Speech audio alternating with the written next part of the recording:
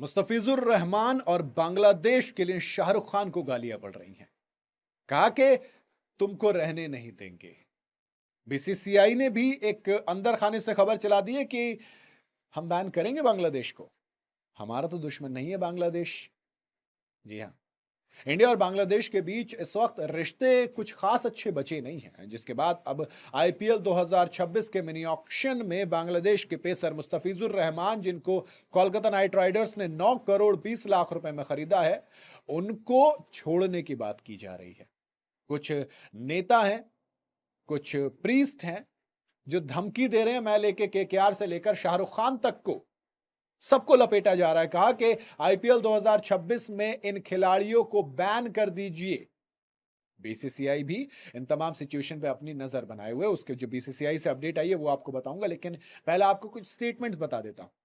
संगीत सोम है, farmer member हैं उत्तर प्रदेश की असेंबली के, है ना।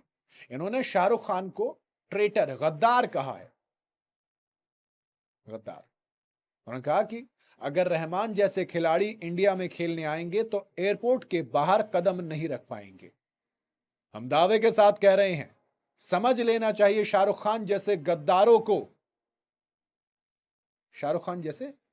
को, कि जिस तरीके से गद्दारी आप देश के साथ कर रहे हैं, आपको यहां तक अगर आज पहुंचाया है तो इस देश के लोगों ने पहुंचाया है।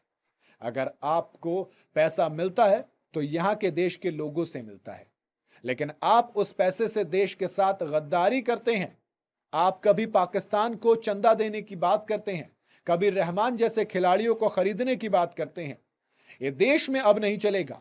इन गद्दारों की देश में अब जगह नहीं रहेगी।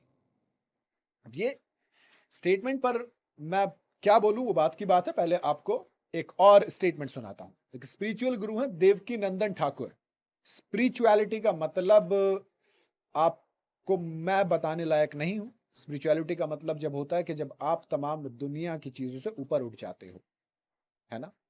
इनकी स्टेटमेंट आई है, वो बता देता हूं। इन्होंने कहा कि अगर केकेआर ने उस खिलाड़ी को वापस नहीं किया, उसकी कैंसिलेशन नहीं की, तो खेला हो बे, बहुत बड़ा खेला हो बे।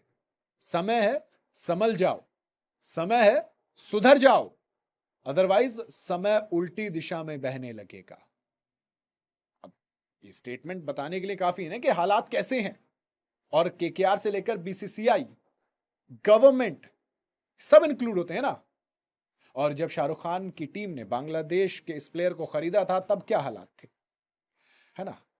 अब देखो, सिंपल सी बात है, मुस्तफिजुर रहमान के बैन की जो मांग हुई है, इस पर मीडिया रिपोर्ट्स में कुछ बातें आई हैं, जहां पर बीसीसीआई के एक अधिकारी ने कोट किया है कि हमें समझना होगा कि एक नाजुक सिचुएशन है।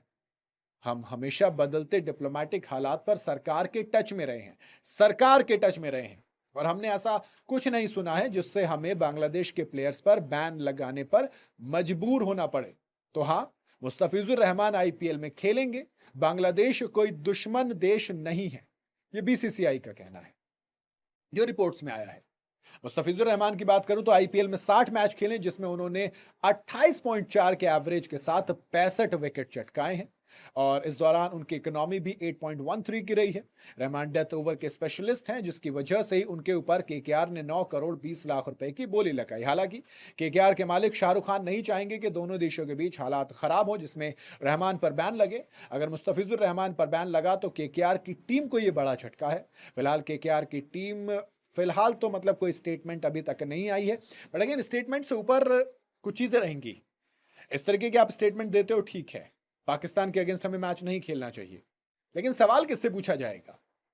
क्या सवाल उस सरकार से नहीं पूछा जाना चाहिए जो ये कह रही है कि आप खेलिए? क्या सवाल उन लोगों से नहीं पूछना चाहिए जो परमिशन दे रहे हैं? क्यों हमेशा खिलाड़ियों को, ऑनर्स को टारगेट किया जाता है? भाई, बैन लगाना किसका काम होता है? हम पाकिस्तान के साथ नहीं क्रिकेट खेलते बायलैटरल सीरीज में, ये सरकार का फैसला था जो उस वक्त की सरकार ने लिया था। आप लीजिए फैसला। खिलाड़ियों को बदनाम इतनी आसानी से या टारगेट नहीं करना चाहिए, मेरा अपना मानना है। बाकी आप अपनी राय कमेंट में बता सकते हैं। वीडियो अगर आपको सही लगी हो तो इसे लाइक और शेयर जरूर करें।